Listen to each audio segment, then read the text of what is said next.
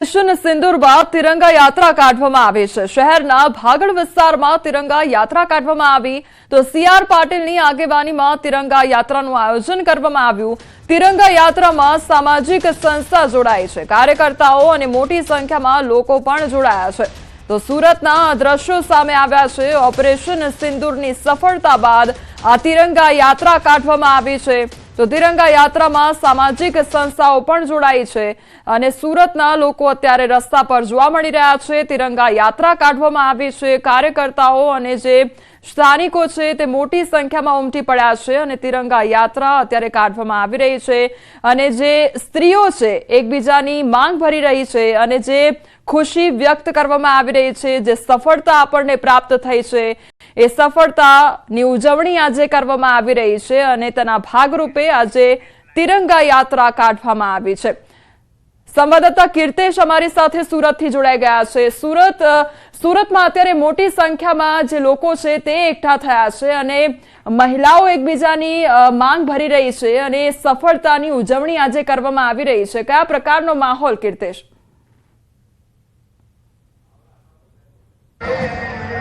બિલકુલ, હું સૌથી પહેલા જે દ્રશ્ય બતાવવા માંગીશ, સુરતનો ભાગળ ચાર રસ્તા કહેવાય, સુરતનું હાટ કહેવાય। દેશમાં કોઈ પણ તકલીફ હોય, દુઃખના દિવસ હોય તો અહીંયા વિરોધ કરવામાં આવે છે। ભારત પાકિસ્તાનની મેચ હોય કે ભારત ગમે ત્યાં આગળ હોય તો તેનું જશ્ન પણ અહીંયા મનાવવામાં આવે છે। ત્યારે ઓપરેશન સિંદૂર દેશના વડાપ્રધાન અને ભારતીય સેના દ્વારા જે રીતે ઓપરેશન સિંદૂર દ્વારા પાકિસ્તાનને જડબાતોડ જવાબ આપવામાં આવ્યો છે, ત્યારે ભારતના સૈનિકોને અભિવાદન કરવા માટે ભાગળ ચાર રસ્તા પર લોકો ભેગા થયા છે।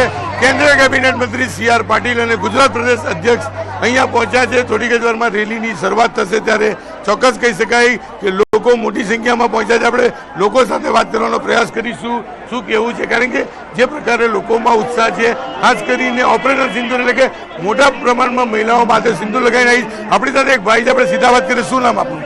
જી, મારું નામ પ્રકાશ નાગલા છે। હું વોર્ડ નંબર 17 ઓબીસી મોરચાનો ઉપાધ્યક્ષ છું।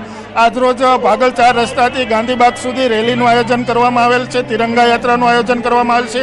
જે હમણાં જ આપણે જોયું એમ પાકિસ્તાનને મુંહતોડ આપણી જે ભારતીય સેનાએ જવાબ આપ્યો એના સન્માન માટે અમે આ રેલીનું આયોજન કરવામાં આવેલ છે। બિલકુલ, રેલીનું આયોજન કરવામાં આવ્યું છે। દ્રશ્ય જોઈ શકાય છે, મોટા પ્રમાણમાં મહિલાઓ છે, ત્યારે ચોક્કસ આપણે મહિલાઓ સાથે વાત કરીશું। શું નામ આપનું? મારું નામ માયાબેન બારડ, મહામંત્રી મહિલા મોરચા। માયાબેન, શું કહેશો ઓપરેશન સિંદૂર અને આજની તિરંગા યાત્રા? જે પુલવામા હુમલામાં જે આપણે 27 બહેનો સિંદૂર ગયા છે, સિંદૂરનું મહત્વ એ બહેનો જાણી શકે છે। તો આજે આપણા જે સેના છે, સેના જે શૌર્ય કરીને બતાવ્યું છે, આતંકીઓનો ખાત્મો કરીને બતાવ્યું છે, તો એ ઓપરેશન ના મળે મોદી સાહેબે સિંદૂર રાખ્યું છે। એટલે બધી બહેનો આજ લાલ કલરની સાડી પહેરીને સિંદૂર લગાવીને સેનાઓને સન્માન કરવા માટે આજે આ કાર્યક્રમનું આયોજન કરવામાં આવ્યું છે। બિલકુલ, ઓપરેશન સિંદૂર જે પ્રકારે ભારતીય સેનાએ પાકિસ્તાનને જડબાતોડ જવાબ આપવામાં આવ્યો છે, ત્યારે અને તેમાં પણ ઓપરેશન સિંદૂરમાં આગેવાની એક મહિલા અને તે પણ મુસ્લિમ મહિલાઓને લઈને લોકોમાં ચોક્કસપણે ઉત્સાહ છે। દ્રશ્ય જોઈ શકાય છે કે કોઈ પણ તહેવાર હોય, સુરતીઓ તેને મનાવવામાં કદી પાછા નથી રહેતા। ત્યારે ચોક્કસપણે સુરતમાં તિરંગા યાત્રા હોય અને મહિલાઓ માટે સિંદૂર પહેરીને રસ્તે ના ઉતરી હોય તેવું બનેલી મોટી સંખ્યામાં છે।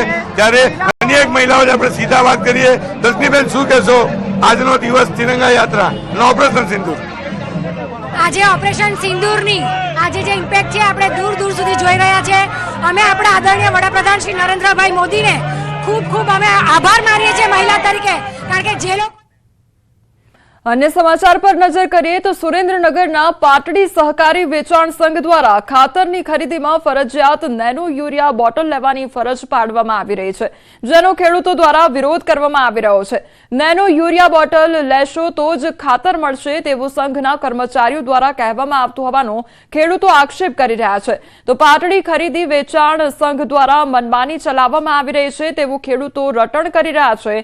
તો ખેડૂતોએ નેનો યુરિયાની બોટલ લેવાનું ના પાડતા તેમને કલાકો સુધી બેસાડી રાખવામાં આવે છે તેવો પણ આક્ષેપ કરવામાં આવ્યો છે।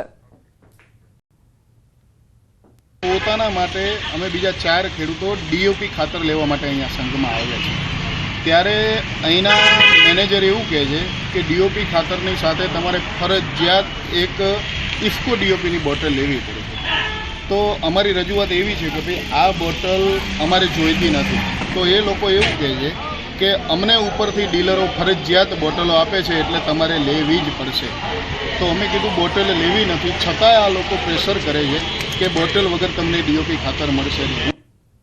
ભરૂચના દબંગ સાંસદ મનસુખ વસાવાનો વધુ એક વિડીયો સામે આવ્યો છે. ભરૂચના ઝઘડિયામાં રસ્તામાં નિર્માણ કાર્યમાં હલકી ગુણવત્તાનો માલસામાન વાપરતા રોડ પરનો ડામર પગથી ઉખાડતા ખૂબ જ સરળ રીતે નીકળતો જોવા મળી રહ્યો છે. ત્યારે આ સ્થળ પર પહોંચી સાંસદ મનસુખ વસાવાએ કોન્ટ્રાક્ટરની ઝાટકણી કાઢી રોડ પરના ઉખડતા ડામરનો વિડીયો પણ વાયરલ થઈ રહ્યો છે. સાંસદ મનસુખ વસાવાએ રોડની કામગીરીને લઈને પણ અનેક સવાલો ઉઠાવ્યા છે. વડોદરા સમા વિસ્તારના રોડ પર ડામર પીગળતા મ્યુનિસિપલ કમિશનર લાલ ગુમ થઈ ગયા છે. કમિશનરે સિટી એન્જિનિયર અલ્પેશ મજમુદાર અને કોન્ટ્રાક્ટરને તતડાવ્યા છે. અધિકારીએ રોડ ગરમીના કારણે પીગળ્યો હોવાનો રાગ આલાપ્યો તો મ્યુનિસિપલ કમિશનરે કહ્યું કે રોડ તો રાજસ્થાનમાં પણ બને છે, એનો તમને ખ્યાલ છે. વિઝિટ દરમિયાન મ્યુનિસિપલ કમિશનરના બૂટ પીગળેલા ડામરમાં ચોંટ્યા અને કમિશનરે ડામરમાં ચોંટેલા બૂટ બતાવી અધિકારીને ઠપકો આપ્યો. કમિશનરના ઠપકા બાદ સિટી એન્જિનિયર અલ્પેશ મજમુદાર રોડ પર રેતી નાખતા નજરે ચડ્યા હતા. તો સિટી એન્જિનિયર અલ્પેશ મજમુદારે ખોબા ભરી ડામર પર રેતી પાથરી હતી. વડોદરામાં ઢોર પાર્ટીના પશુ માલિકો સાથે સાંઠગાંઠનો મામલો સામે આવ્યો છે. ઢોર છોડી મૂકવા લાખો રૂપિયાનું કૌભાંડનો ખુલાસો થયો છે.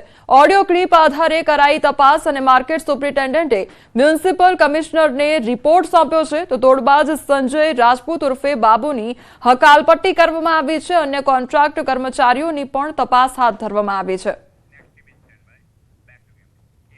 છોટાઉદેપુરની દીકરીને મળ્યો ન્યાય અને વિદ્યાર્થીની અન્ય બેઠક નંબર પરથી પરીક્ષા આપતા ગેરહાજર રહેતા નાપાસ જાહેર થઈ હતી.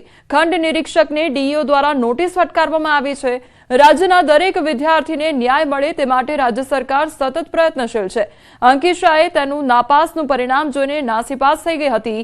આ બાબતની ગંભીરતાને સમજીને શિક્ષણ રાજ્યમંત્રી શ્રી પ્રફુલ્લ પાનસેરિયાએ યોગ્ય તપાસ કરવા આદેશ પણ આપ્યા હતા. તપાસ કરતા જાણવા મળ્યું હતું કે આ વિદ્યાર્થીની તેના બેઠક નંબર 73ના બદલે 71માં સંપૂર્ણ પરીક્ષા આપી હતી અને બોર્ડ દ્વારા યોગ્ય નિર્ણય લઈ આ દીકરીને તેનું સાચું પરિણામ જાહેર કર્યું હતું.